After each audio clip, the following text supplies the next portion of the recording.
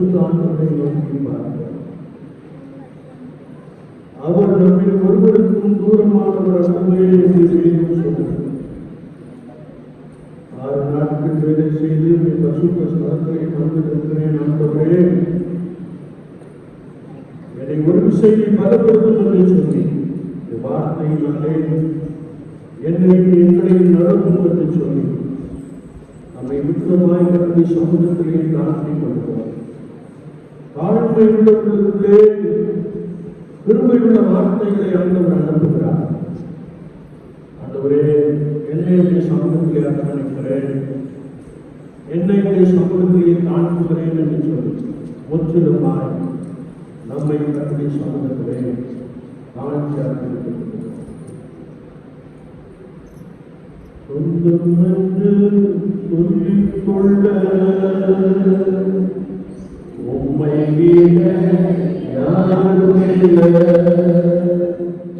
சொத்து என்று அள்ளிக்கொள்ள உம்மை ஏதுமில்லை. சொந்தம் என்று சொல்லிக்கொள்ள உம்மை யாருமில்லை. சொத்து என்று அள்ளிக்கொள்ள உம்மை ஏதுமில்லை. இயேசுவே இயேசுவே எல்லாம் இயேசுவே இயேசுவே எல்லாம் இயேசுவே.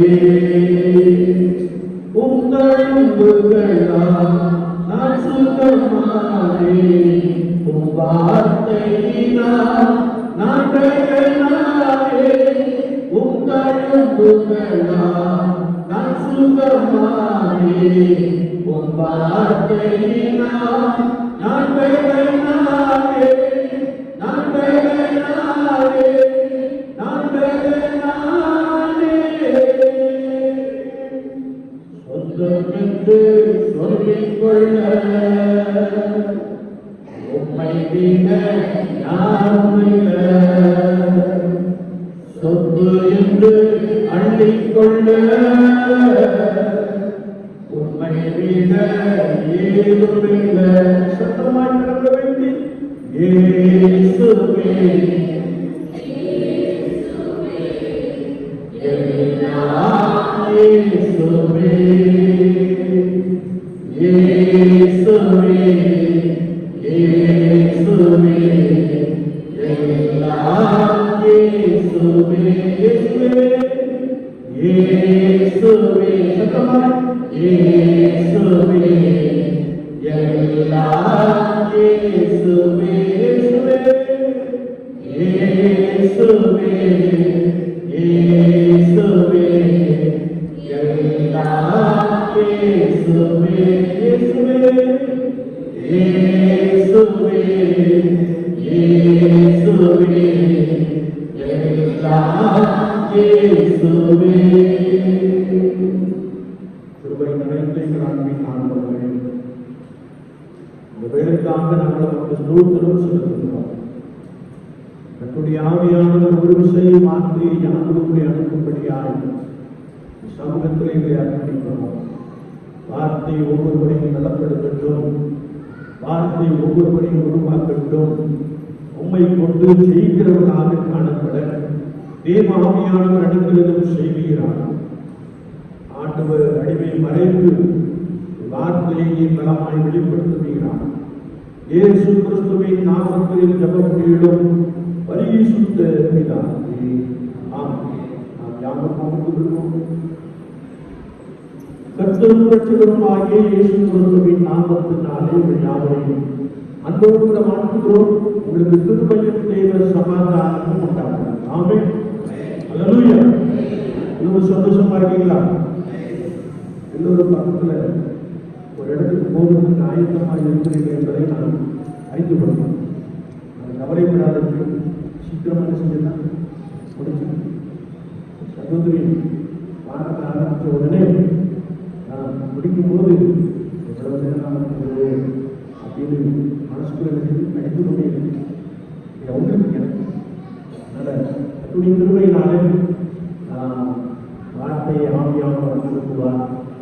இந்த வார்த்தையை தூக்கி கொண்டிருக்கிறார், விசுவாசித்திருக்கிறார், பரிசுத்த ஆண்டவர்களுக்கு போதுமானதாக இருக்கிறார். அவர்களை கட்டிக்கக்கூடிய நாமத்தை சோதரிப்போம். அல்லேலூயா, அல்லேலூயா. சமூகத்தில் மகிழ்ச்சியோடு அல்லேலூயா என்று ஆர்ப்பரிக்கிறது. ஆமென், அல்லேலூயா, ஆமென், அல்லேலூயா. இந்த நாளில் கர்த்தருடைய ஆவியானவர் நமக்கு கொடுக்கிற வார்த்தை சங்கீதம் 120 சொல்லுகிறது. சங்கீதம் 120 என் நெருக்கத்திலே கர்த்தரை நோக்கி கூப்பிட்டேன், அவர் எனக்கு செவி கொடுத்தார் என்ற ஒரு வார்த்தையை நாம் வாசிக்கிறோம். விசுவாச கூட்டத்தாரின் மத்தியிலே நாம் பார்க்கின்ற பொழுது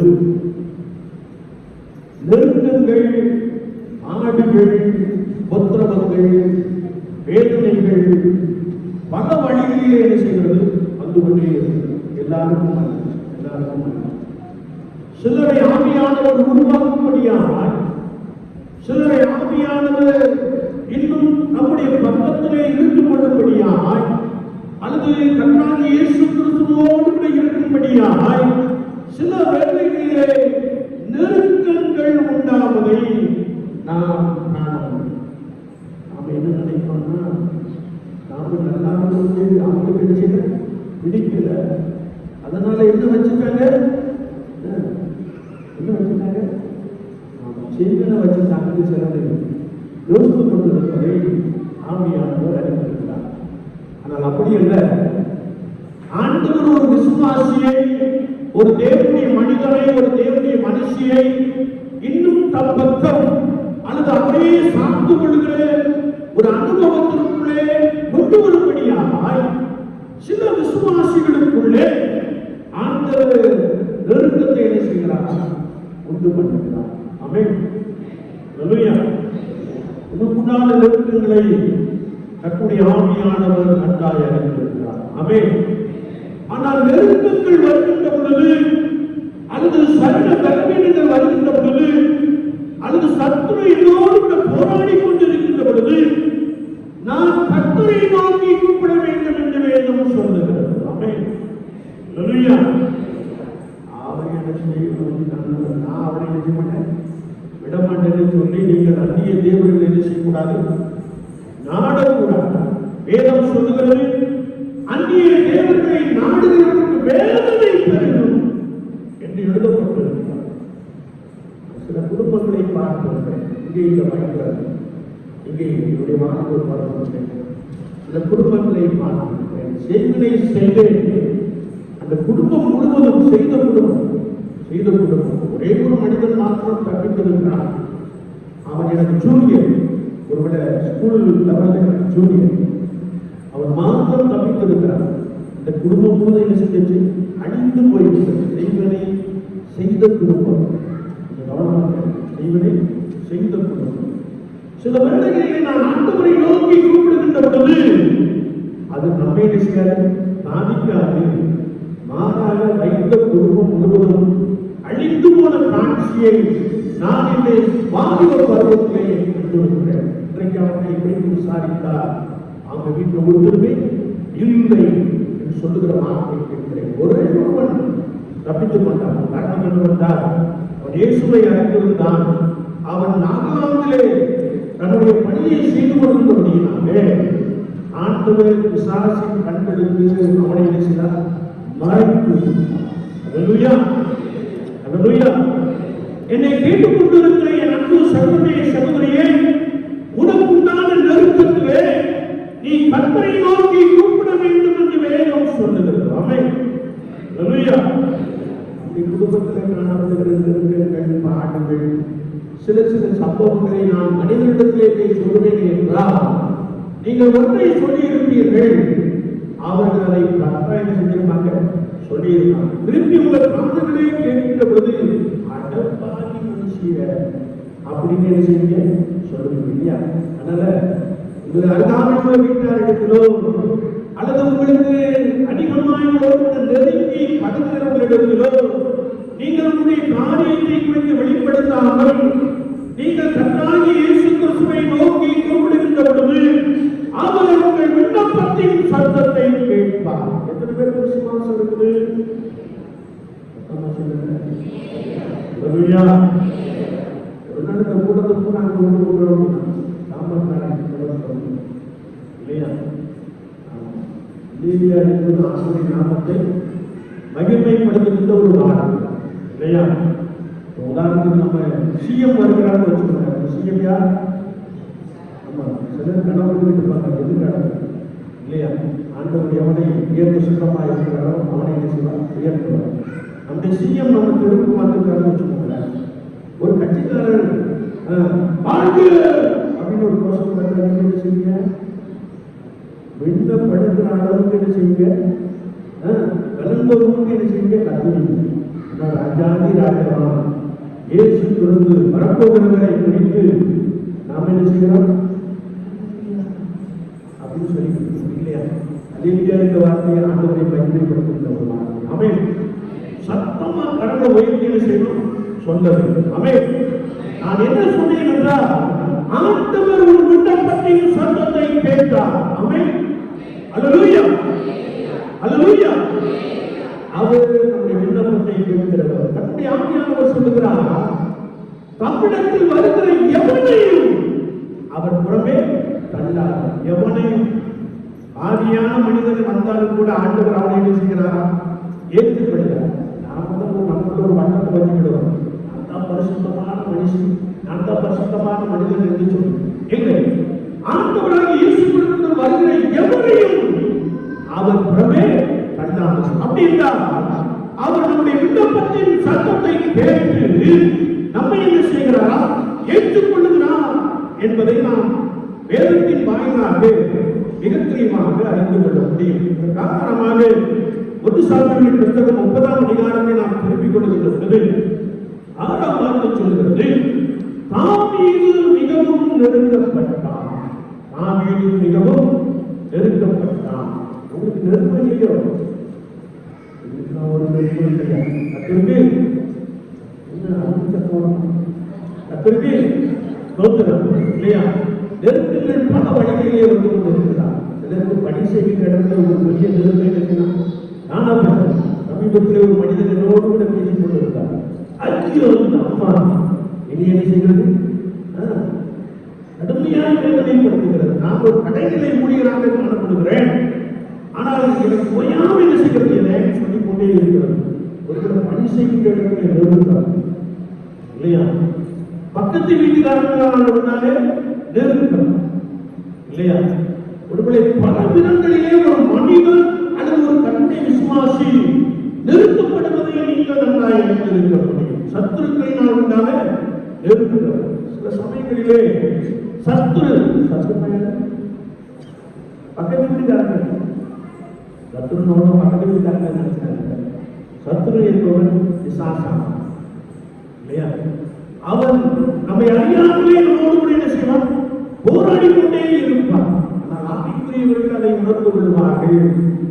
கர்த்தருடைய ஆவியை பெறாதவர்கள் அதுக்கு என்ன செய்வாங்க? போராடிக்கிட்டே என்ன செய்வாங்க? இருப்பார். மாம்சத்திலே போராடிக்கொண்டே இருப்பார்.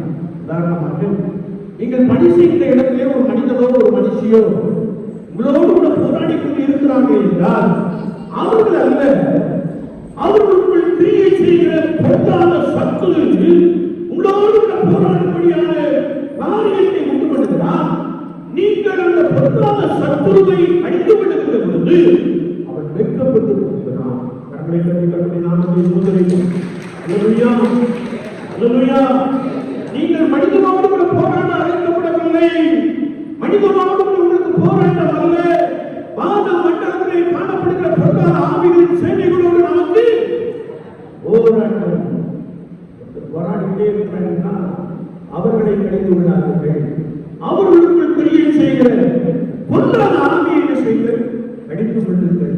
அப்பொழுது அவன் அவர்களை விட்டு ஓடி போனான். உங்களுக்குள்ளே ஒரு பெரிய சமாதானம். எத்தனை பேர் விசுவாசிக்கிறீங்க? அல்லேலூயா.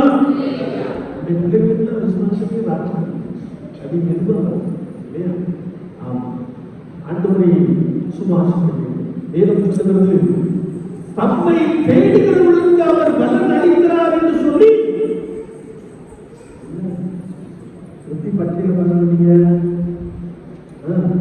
நம்மை தேடுகிறவர்களுக்கு அவர் பலன் அளிக்கிறார் என்று சொல்லி விசுவாசிக்க வேண்டும் என்று எழுதப்பட்டிருக்கிறது.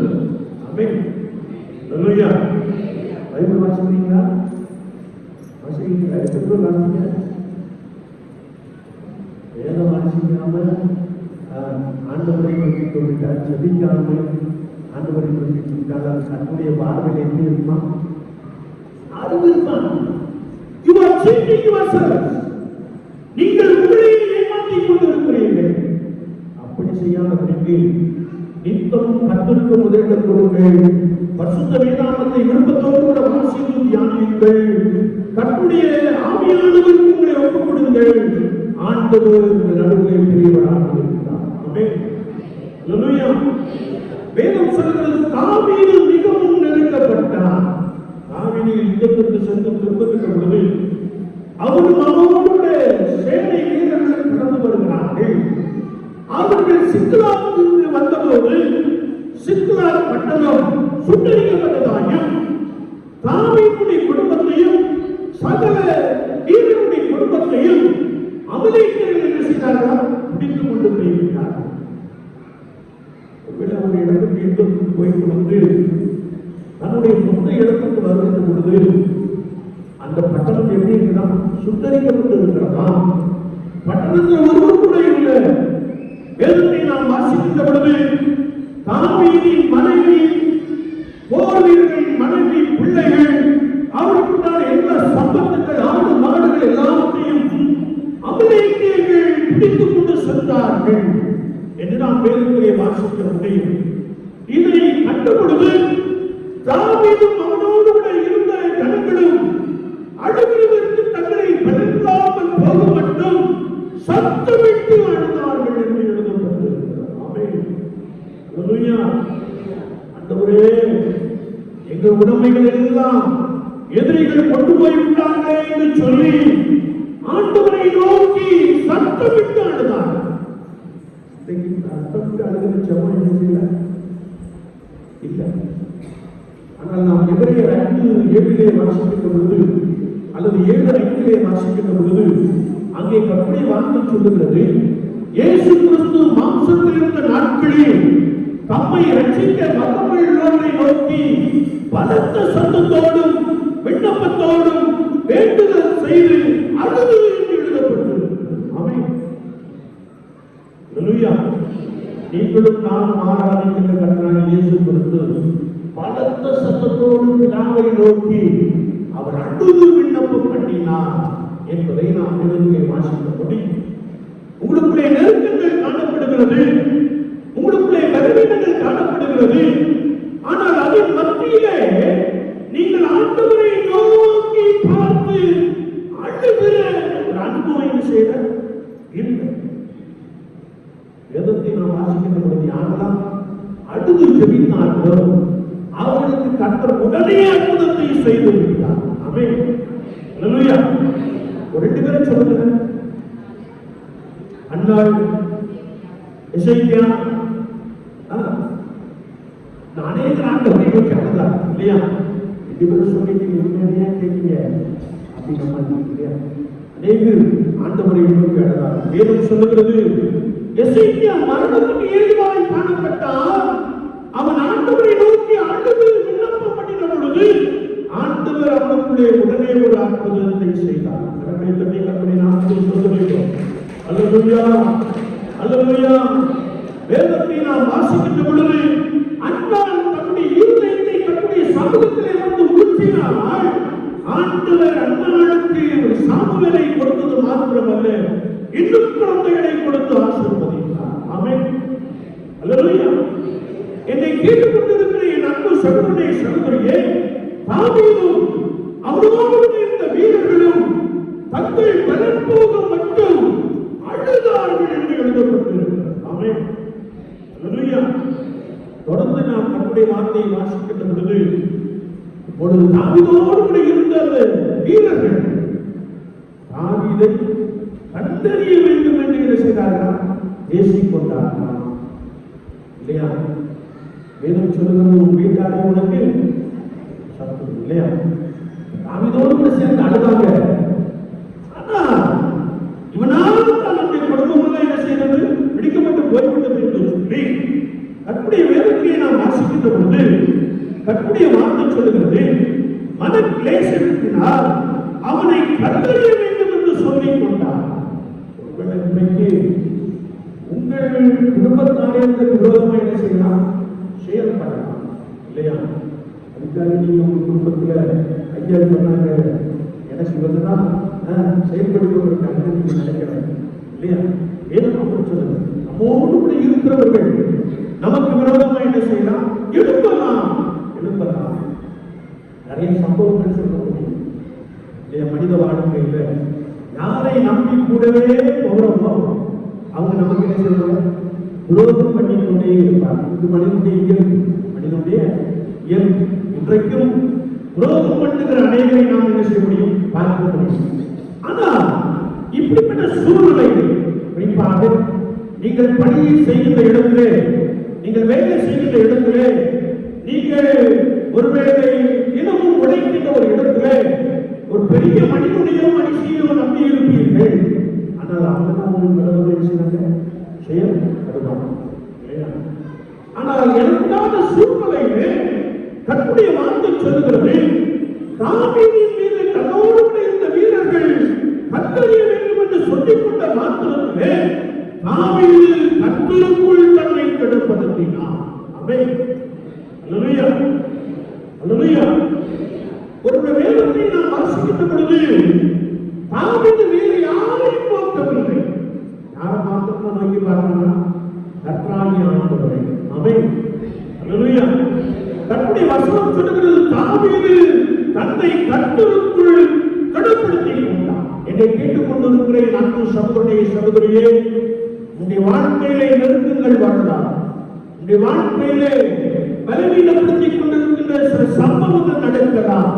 ஆனால் இவற்றின் மத்தியிலே நீ உன்னை கர்த்தருக்குள் திடப்படுத்திக் கொள்ள வேண்டும் என்று வேதம் சொல்கிறது. ஆமென். அல்லேலூயா. எனக்கு வேறவங்க இப்படி செய்யறாங்க அப்படின்னு நீங்க சொன்னீங்கன்னா அது அதோட முடிஞ்சிடும் இல்லையா? அதோட முடிஞ்சிடும். பிரச்சனை படத்துக்கிட்டே நான் திரும்ப சொல்றேன், உங்களுக்கு மேல உள்ள ஒரு அதிகாரிகளோ யாருக்கும் ஒரு காரியத்தை சொன்னீங்கன்னா அவங்க அதை 10ஆம் சொல்லுவாங்க. பிரச்சனை விஷயம் படத்துக்கிட்டே மாறாது.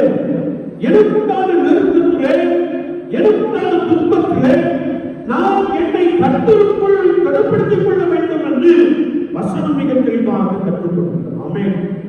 அல்லேலூயா. பெரிய இழப்பு நமக்கு காணப்படாது இல்லையா? நீங்கள் உங்களுக்கு அருமையானவர்களை என்ன செய்யலாம்? இழந்து இருக்கலாம். ஆனால் அவற்றின் மத்தியிலே நீங்கள் உங்களை கர்த்தருக்குள் திடப்படுத்திக் கொண்டிருக்கிற பொழுது கர்த்தருடைய ஆவியானவர் உங்களுக்கு பெரியவராக இருக்கிறார். ஆமென். அல்லேலூயா. கரங்க வைத்து சத்தமா சொல்லலாமா? அல்லேலூயா, அல்லேலூயா. இரண்டாவதாக நாம் இங்கே வேதத்திலே வாசிக்கின்ற பொழுது அவர் தன்னை கர்த்தருக்குள் திடப்படுத்திக் கொண்டு தாவீது கர்த்தரை நோக்கினார் என்று வேதம் சொல்கிறது. தாவீது யாரை நோக்கினார்? கர்த்தரை நோக்கினார். நாம் யாரை நோக்கிக் கொண்டிருக்கிறோம்? நம்முடைய பிரச்சனையின் மத்தியிலே நான் கர்த்தரை மாத்திரம் நோக்கி பார்க்க வேண்டும். ஏனென்றால் வேதம் சொல்லுகிறது, எனக்கு ஒத்தாசைகள் பர்வதத்துக்கு நேராக என் கண்களை ஏற்றுகிறேன், வானத்தை பூமி படைத்த கர்த்தருக்கு எனக்கு ஒத்தாசை வரும். ஆமென். சொல்லுங்க. இது சொன்னதை பாக்கி ஒத்தாசை ஆகி இல்லையா? யாருக்கு ஒத்தாசை வருமா? கர்த்தருக்கு ஒத்தாசை. ஆமென். அல்லேலூயா. நான் கர்த்தருடைய வார்த்தையை வாசிக்கின்ற பொழுது வேதம் சொல்லுகிறது, நீ உன் சுய புத்தியின் மேல் சாயாமல் உன் முழு இதயத்தோடு கர்த்தரை நம்பி நோக்கி பார்க்கின்ற பொழுது அவர் உனக்கு போதுமானவராக இருக்கிறார். ஆமென். அல்லேலூயா. சுய புத்தியின் மேல் என்ன செய்யப்படாதா? நான் இதை இப்படி முடிச்சிருவேன், நான் இதை இவங்க மூலமா பார்த்து சரி பண்ணிடுவேன் அப்படின்னு நீ என்ன செய்யக்கூடாது? நினைக்க கூடாது. ஒரு விசுவாசி மனிதனை சார்ந்திருக்க கூடாது. மனிதனோடு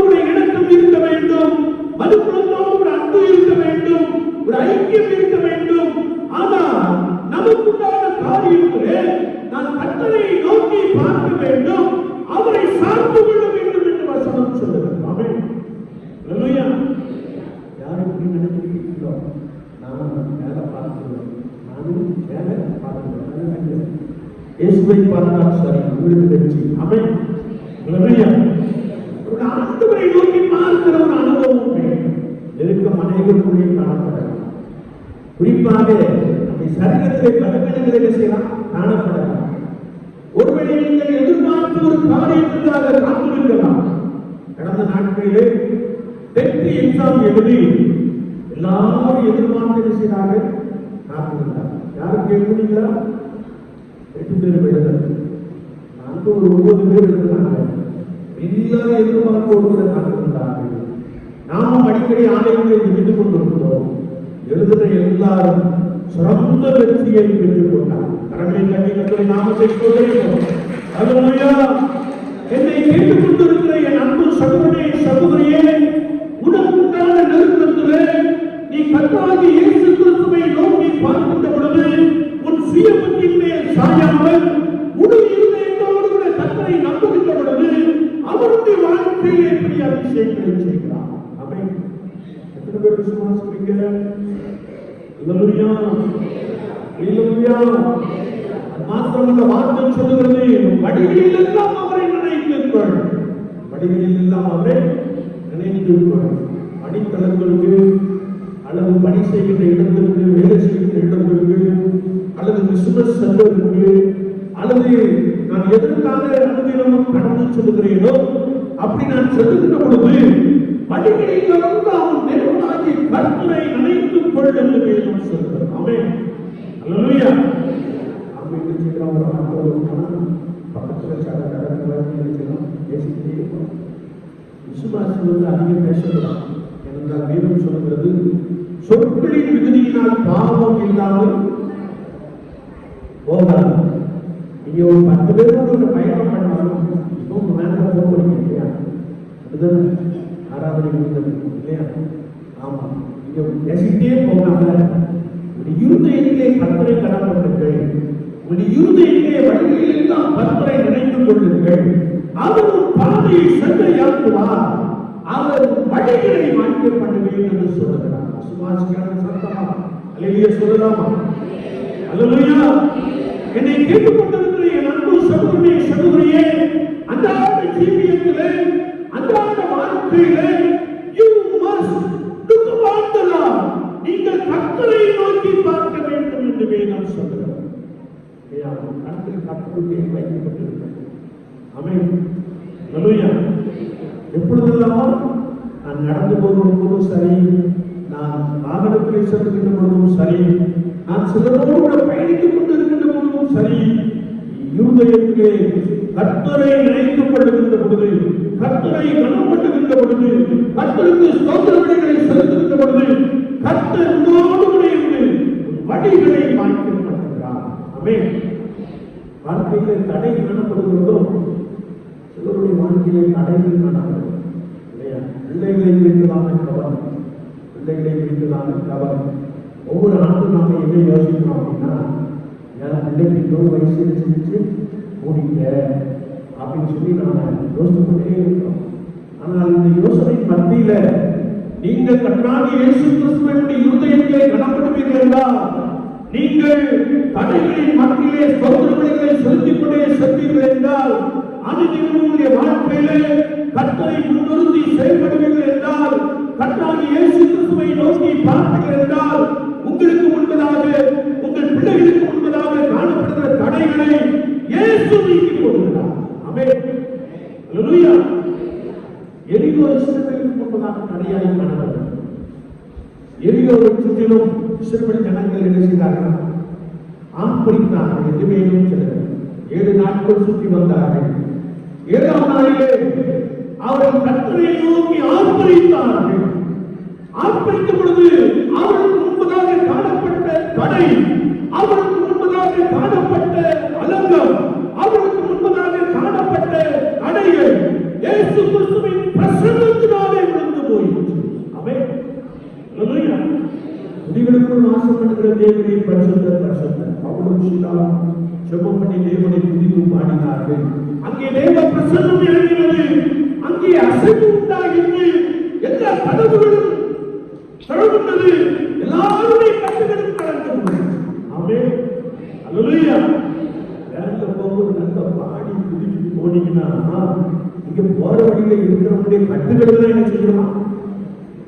கடந்து போகும். ஆமென். அதை செய்ய முடியலன்னா நீ உண்மையான ஒரு விசுவாசியாய் காணப்பட்டால் இருதயத்திற்குள்ள கர்த்தரை கனமணி ஸ்தோத்திர பலிகளை செலுத்திக் கொண்டே செல்கின்ற பொழுது தேவ சமூகம் உங்களுக்கு முன்பதாக சென்று நடந்தோம். கர்த்தர் உங்களை பலப்படுத்துவார். ஆமென். அல்லேலூயா.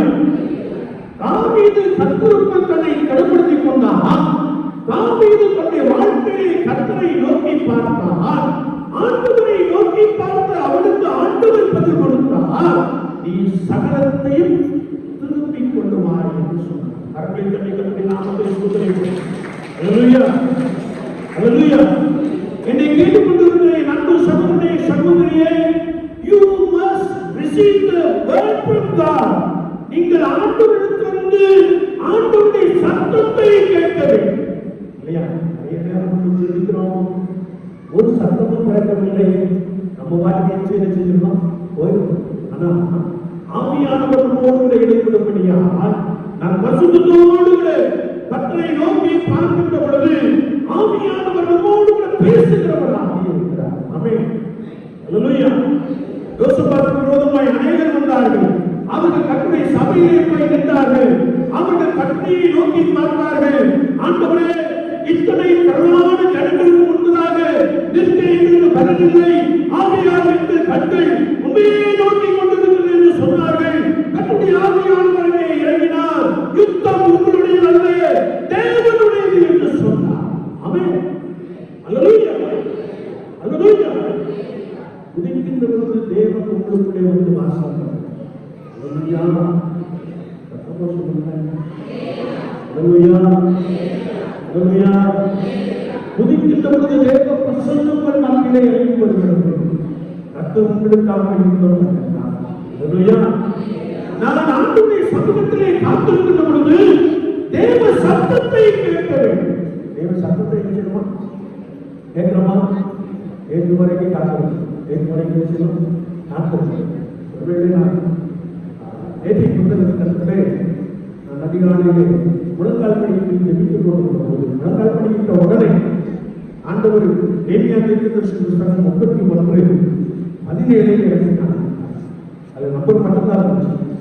31:17. நான் காலையில எடுத்ததை வாசிப்பேன். மிகவும் சந்தோஷமான ஒரு வார்த்தை. அல்லேலூயா.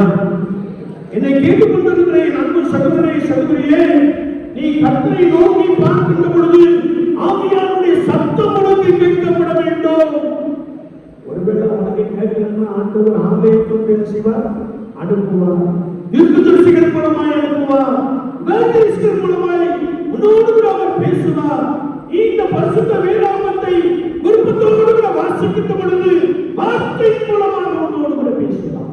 ஆமென். அல்லேலூயா. அல்லேலூயா. நான் ஜெபிக்கின்ற பொழுது தாவீது கர்த்தரை நோக்கி பார்த்தான். ஆண்டவர் அவனோடு கூட பேசினார். நீ சகலவற்றையும் தெரிவிக்கிறார். தாவீது ஆண்டவருக்கு விசாரித்தான். ஆண்டவரே, நான் இந்த கண்டை பின் தொடர வேண்டுமா வேண்டாமா என்று சொல்லி விசாரித்தார். நீ பின் தொடர்ந்து சொல், நீ முன்னேறி சொல். ஆண்டவர் சொல்லும்போது நீ சகலவற்றையும் திருப்பிக் கொள்ளுவாய். வேதம் சொல்லுகிறது, ஒன்று குறைவிடாமல் எல்லாவற்றையும் அவன் திருப்பிக் கொண்டான் என்று நாம் பரிசுத்த வேதாகமத்தை வாசிக்க முடியும். அவர் God is the God of restoration. அவர் நமக்கு எல்லாவற்றையும் திரும்ப கொடுக்கிறவர். இழந்து போனதை திரும்ப கொடுக்கிறார். ஒருவேளை என்னுடைய பலவீனத்திலே எனக்கு ஒரு புது பலனை கொடுக்கிறார். என்னுடைய நெருக்கத்திலிருந்து அவர் என்னை நெருக்கத்திலிருந்து சாதத்திலே கொண்டு போய் வைக்கிறார். God is the God of restoration. அல்லேலூயா. ஆண்டவர் நமக்கு திரும்ப கொடுக்கிறார். இழந்து போன எல்லாவற்றையும் கொடுக்கிறார். ஆவிக்குரிய வாழ்க்கையில் சிலர் இழந்து பரிதாபமாக உலகத்தை நோக்கியே ஓடி நீங்கள் பரிதாபமாக நடக்கவில்லை இல்லையா? ஆவிக்குரிய வாழ்க்கையை ஆண்டவர்களை பலப்படுத்தும்படியாக நீங்கள் கர்த்தரை நோக்கி பார்க்கின்ற பொழுது அவர் ஆவிக்குரிய காரியங்களை ஒரு வாழ்க்கையை இரட்டிப்பாய் கொடுக்க போதுமாக. ஆமென். அல்லேலூயா. என்னை கேட்டுக்கொண்டிருக்கிற என் அன்பு சகோதரனே சகோதரியே, நெருக்கத்திலே நான் கர்த்தரை நோக்கி கூப்பிட்டேன். அவர் என் சத்தத்திற்கு செவி கொடுத்தார். இந்த வார்த்தையின்படியே உங்களுக்கு நான் நெருக்கத்திலே நீங்கள் கர்த்தரை நோக்கி பாருங்கள். நெருக்கத்தின் மத்தியிலே உங்களை கட்டுக்குள் தடப்படுத்திக் கொள்ளுங்கள். ஆண்டவரை மாத்திரமே நோக்கி பாருங்கள். அவருடைய வாழ்க்கையிலே இரட்டிப்பான நன்மைகளை கொடுத்து உங்களை ஆசீர்வதிக்க போதுமானவராக இருக்கிறார். ஆமென். அல்லேலூயா. ஆண்டவர் நம்மை இந்த வார்த்தைகளை கொண்டு உங்களை பலமாய் நடத்துவாராக. ஆமென்.